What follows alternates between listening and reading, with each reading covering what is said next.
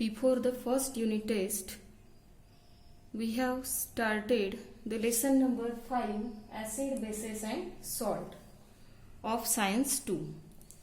So today we discuss about the universal indicators. In the previous period we discussed about the acid, what is base, pH of the solution. Now we see the universal indicator. I want to ask you one question. What are the colors of the natural and synthetic indicators in acidic and basic solution? Like litmus, turmeric, jamun, methyl orange and phenolphthalein. So what is the answer?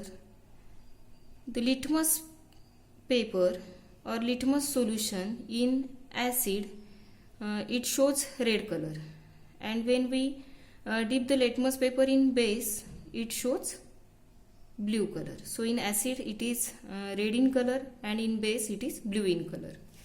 What about the turmeric? Turmeric you know very well. Turmeric in acid it shows yellow color and in base it shows red color. Methyl orange in acid it shows pinkish red color and in base it shows yellow color. Phenolphthalein is colorless in acid and it becomes pink color in base. So we know that some natural and synthetic dyes shows two different colors in acidic and basic solution.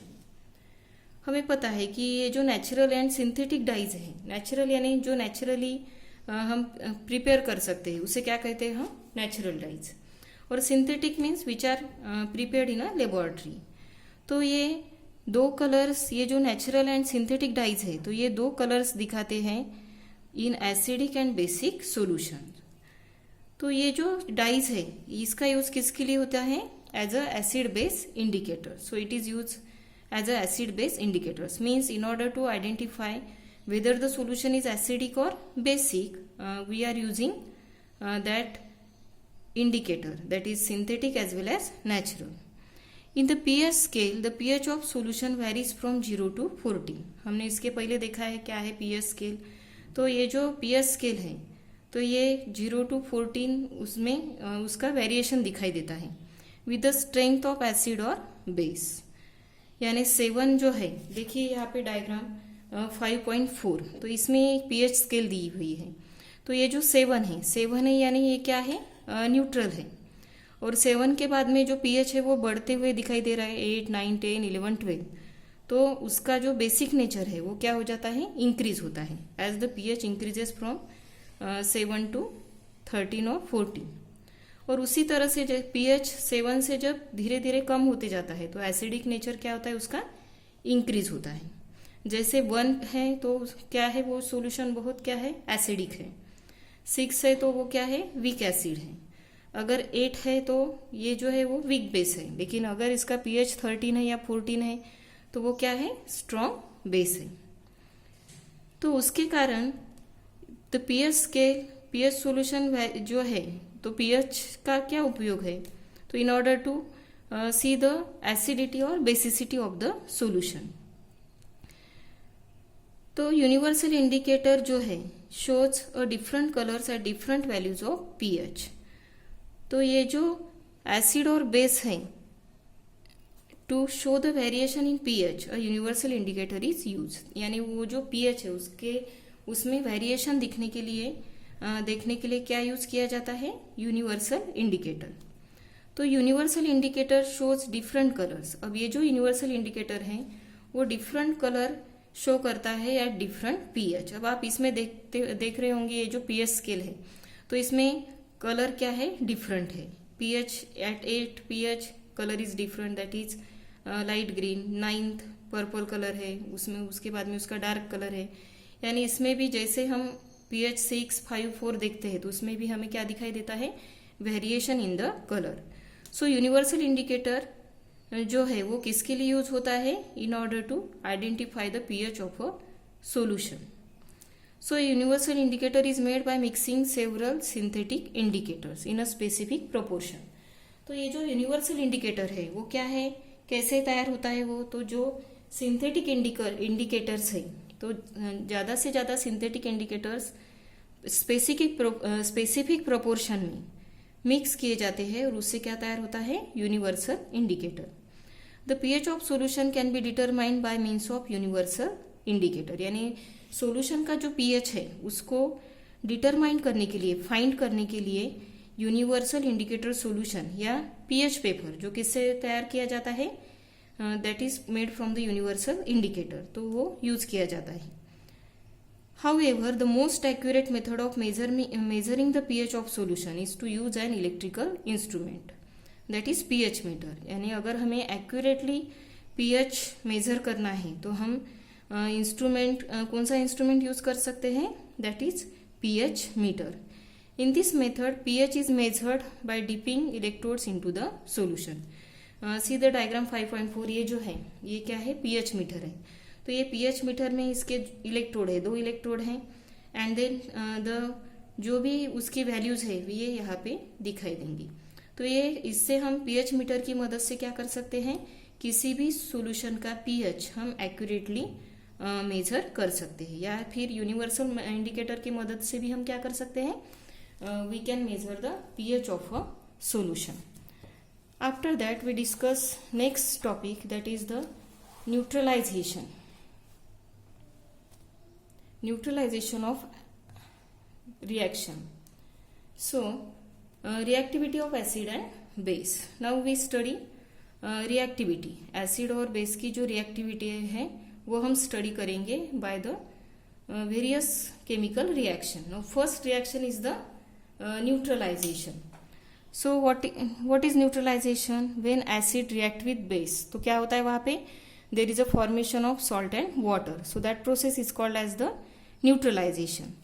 Now we do one activity। क्या करना है हमें, take 10 ml dilute HCl in a beaker। ये जो beaker है इसमें हमने क्या लिया है, 10 ml dilute हाइड्रोक्लोरिक एसिड लिया है। Use a glass rod to put a drop of solution on a pH paper. अब हम क्या करेंगे, ड्रॉप ग्लास रॉड की मदद से इसमें से ड्रॉप लेंगे किसका, डाइल्यूट HCl का, और वो किसके ऊपर डालना है हमें, pH paper, and record the pH of solution. अब इसके बाद में ये इसमें कलर चेंज होगा और कलर के अनुसार हम उसका पीएच क्या है, जो भी पीएच आएगा वो हम रिकॉर्ड करेंगे। उसके बाद में हमें क्या करना है, add to it few drops of dilute NaOH solution by means of dropper. अब इसमें हमें बीकर में क्या करना है, तो कुछ ड्रॉप्स किसके ऐड करने हैं, सोडियम हाइड्रोक्साइड सॉल्यूशन, किसके मदद से ऐड करेंगे हम, dropper, and stir the solution with a glass rod. अब ग्लास रॉड की मदद से वो जो सोल्यूशन है उसको हम क्या करेंगे, अच्छी तरह से स्टर करेंगे यानी मिक्स करेंगे। Now measure the pH of the resulting solution by putting a drop of this solution on another pH paper.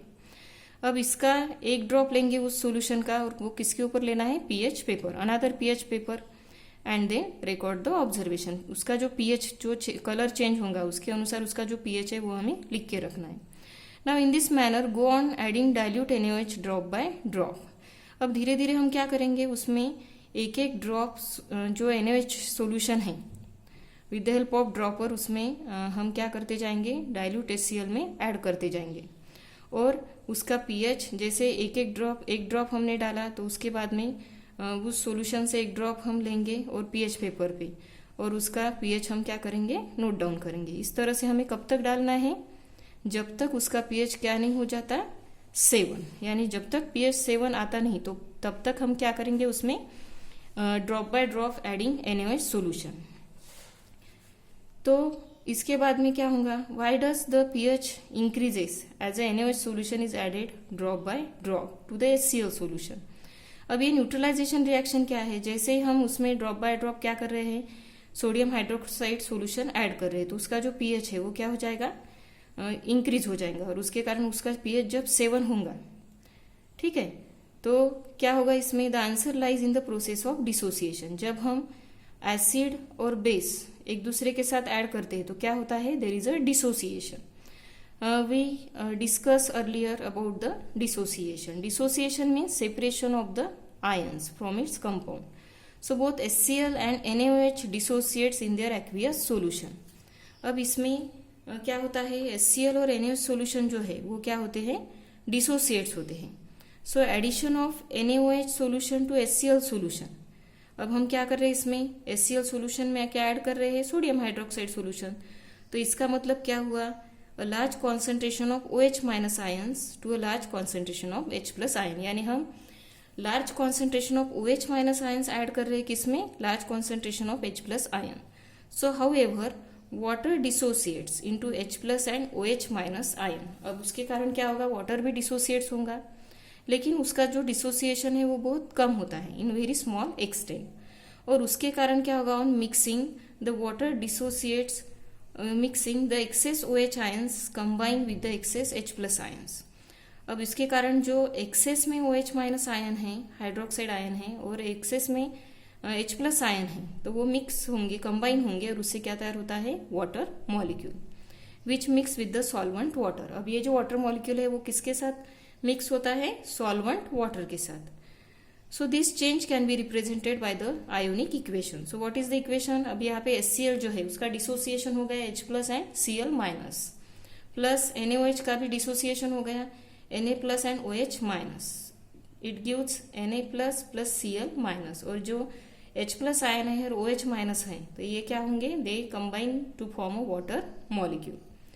So it can be seen up from the above equation, sodium और chloride ion जो है तो वो दोनों side में है, तो जो नेट आयोनिक रिएक्शन है वो क्या होंगी, H plus plus OH minus gives water H2O. सो जैसे NaOH सोल्यूशन हम ऐड करते हैं drop by drop in HCl solution, तो कॉन्सेंट्रेशन जो है H प्लस आयन का वो क्या होता है, धीरे धीरे कम होने लगता है. किसके कारण, तो OH माइनस आयन उसमें ऐड करने के कारण. And that is how the pH goes on increasing. यानी एसिडिक नेचर उसका कम होते जाता है, H प्लस आयन कम होते जाते हैं, और OH माइनस आयन उसमें बढ़ने लगते हैं, और उसके कारण क्या होता है, pH जो है उसका pH क्या होता है, बढ़ने लगता है. So when enough NaOH is added to HCl, तो resulting aqueous solution contains only sodium and chloride ions. जब हम ज़्यादा से ज़्यादा NaOH हाइड्रोक्लोरिक एसिड में ऐड करते हैं तो क्या होता है, फिर उसमें वाटर फॉर्म होगा, और उसके कारण सिर्फ उसमें क्या रहेगा, sodium plus chloride ions in the solution. तो NaCl क्या है, ये सॉल्ट है, और क्या रहेगा, बाकी उसमें क्या रहेगा, सॉल्वेंट वाटर. तो only source of H plus and OH minus ion in this solution is a dissociation of water. तो ये जो H प्लस आयन और OH माइनस आयन का जो सोर्स है वो क्या है, वाटर का dissociation. So therefore this reaction is called as the neutralisation reaction. तो ये जो रिएक्शन है इसे क्या कहते हैं, न्यूट्रलाइजेशन रिएक्शन. इसमें क्या हुआ, एसिड रिएक्ट विथ बेस, और क्या फॉर्म हुआ उसमें, salt and water. So this reaction is called as the neutralisation reaction. See the we can represent the neutralization reaction like this. See, hydrochloric acid is a acid, NaOH is a base. So when acid react with base, there is a formation of salt, NaCl plus water. We can see another examples of acid and base. So HNO3 plus KOH gives KNO3 plus H2. H2SO4 plus twice NH4OH gives NH4 twice SO4 plus H2. Means nitric acid when react with potassium hydroxide क्या form होगा यहाँ पे, potassium nitrate plus water. This is potassium nitrate is a salt. Sulfuric acid यहाँ पे क्या चाहिए, sulfuric acid H2SO4. When H2SO4 react with ammonium hydroxide, so there is a formation of ammonium sulfate. Ammonium sulfate is a salt plus water. Then here hydrogen bromide HBr plus KOH, that is potassium hydroxide. When react with each other, there is a formation of potassium bromide plus water. So these are the examples of neutralization reaction.